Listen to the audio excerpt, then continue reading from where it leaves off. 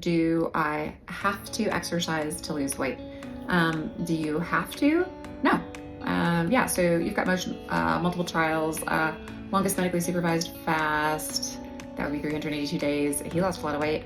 Minnesota semi-starvation trials, also lost a lot of weight. So do you have to exercise to lose? Have to? No. Should you?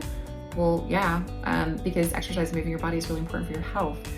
The other thing is that, of course, some amount of movement and resistance training in the state of loss does help to preserve lean body mass, such as muscle, and we want to do that as much as possible. Also, exercise, while not as critical to loss, is super critical to maintenance. And in fact, we understand that is a big reason a lot of times that people have difficulty maintaining, because these skills shift somewhat, right? The most important thing often for both loss and maintenance is surveillance weight, right? Like how much we're paying attention. But then the secondary kind of sort of skill a lot of times on the loss side is, dietary modification, right? Like what's on the plate? Are we, coming to grips with that? Okay, but here's the thing. For anyone who loses enough, when we get to the end of this, we are not only a much smaller human and therefore would have been already burning many less calories a day. If we've lost more than 10%, we've probably triggered, metabolic adaptation, right? And so that is a significant drop, like 400 to 600 a day, in the number of calories that you are burning daily. And so this is where, let's use my data from, let's see. So when we left residency in 2019, I was 293 pounds. We will say that I was 5'10" because I do not want to accept what I've shrunk into in my old age. But I was. But we're not quite there anymore. But we'll just, you know what? Okay, we can put 5'9¾". But anyway. All right, so weight 293.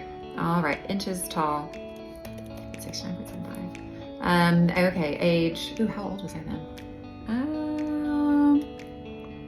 -6, so I guess 44. Okay. All right, so I would have a basal energy expenditure at that time calculated to be 2,048 calories. Now what do we have? Okay, so we can put in like 135 today, same height, 50 years old.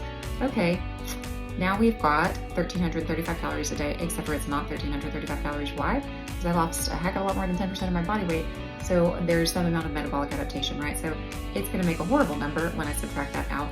And so what I will often say, very bluntly sometimes is like, hey, by the end of this, unless you really hate food, and none of us do, I mean, I hope not, it's awesome.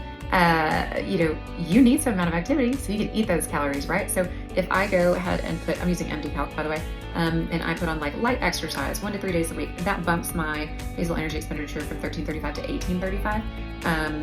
I actually have granular data on this because of our body comp scanner will actually communicate with your Apple Watch. And so I technically know I usually burn really like about 2,200 just based on activity and things. And so even when I account for my metabolic adaptation, that takes me back to like 1,800. And so that's much more sustainable in the long term. So to answer the original question, do I have to exercise to lose weight? No.